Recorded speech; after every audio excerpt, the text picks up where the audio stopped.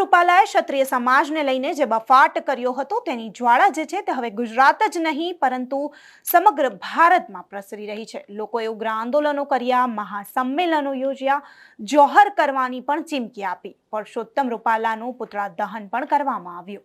પરંતુ સરકાર જે છે તે અત્યારે આંખ આડા કાન કરીને બેઠી છે। ભાજપ પરસોત્તમ રૂપાલાની ટિકિટ જે છે અત્યારે પાછી લેવા નથી માંગતી અને તેમની ઉમેદવારી જે છે તે અત્યારે યથાવત રાખવામાં આવી છે અને હવે પરસોત્તમ રૂપાલા પણ પોતાના પ્રચારમાં લાગી ગયા છે। ત્યારે ક્ષત્રિય સમાજના આગેવાન ઉગ્ર રીતે વિરોધ કરી રહ્યા છે અને વિરોધ કરતા તેઓ શું કહી રહ્યા છે તે સાંભળીએ। આજ અમે ડભોઈ મામલતદારશ્રીને આવેદનપત્ર આપેલું છે,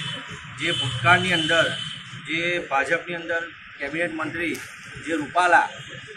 રાજપૂત સમાજ વિરુદ્ધ જે અસભ્ય વાણીવિલાસ કરેલ છે એ બાબતે અમે આજે આવેદનપત્ર ડભોઈ તાલુકા રાજપૂત સમાજ, મહાકાલ સેના, કરણી સેના, તમામ સેનાના સંગઠનો સાથે મળી આવેદનપત્ર પાઠવેલ છે મામલતદારશ્રીને અને સાથે સાથે રજૂઆત પણ કરેલ છે કે જ્યારે ભૂતકાળની અંદર સુરતની અંદર રાહુલ ગાંધીએ મોદી સમાજ વિરુદ્ધ જે ભાષણ કર્યું હતું અને ત્યાંના જે કોઈ નેતાએ મોદીએ કોર્ટની અંદર કેસ કર્યો હતો, ત્યારે તાત્કાલિક અસરથી જે રાહુલ ગાંધીને એમના સાંસદ પદેથી 2 વર્ષ માટે સસ્પેન્ડ કરવામાં આવ્યા, ત્યારબાદ એમને 2 વર્ષની સજા પણ કરવામાં આવી। તો શું એ કાયદા પરસોત્તમ રૂપાલા ઉપર ગુજરાતની અંદર લાગુ નથી પડતા? એ આજનો ગુજરાતનો અને ભારતનો ક્ષત્રિય સમાજ આજે મોદી સરકાર અને મોદી સાહેબ અને અમિત સાહેબને પૂછે છે કે રાહુલ ગાંધી વિરુદ્ધ જો તમે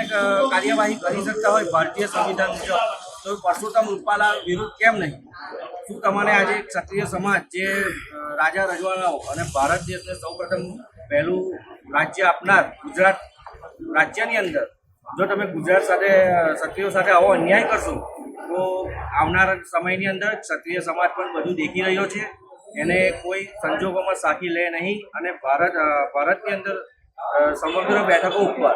ક્ષત્રિય સમાજ ભારત વિરુદ્ધ મતદાન કરશે જો આની ટિકિટ રદ કરવામાં નહીં આવે તો। અને ભૂતકાળની અંદર આપણે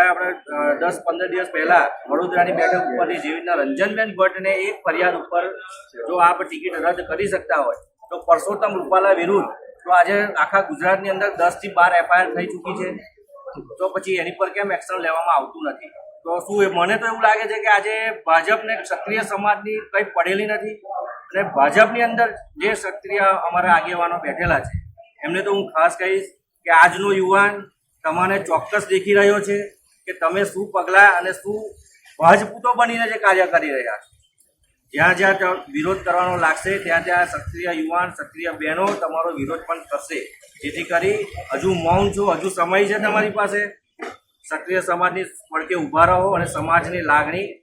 સરકારની સમક્ષ મૂકો। તો આ મુદ્દે તમારું શું કહેવું છે તમને કમેન્ટ બોક્સમાં ચોક્કસથી જણાવજો અને આવા જ ઇન્ફોર્મેટિવ વિડીયોઝ જોવા માટે જોડાયેલા રહો નિર્ભય ન્યૂઝ સાથે તથા અમારી ચેનલ નિર્ભય ન્યૂઝને લાઇક, શેર અને સબસ્ક્રાઇબ કરવાનું ભૂલતા નહીં। આભાર।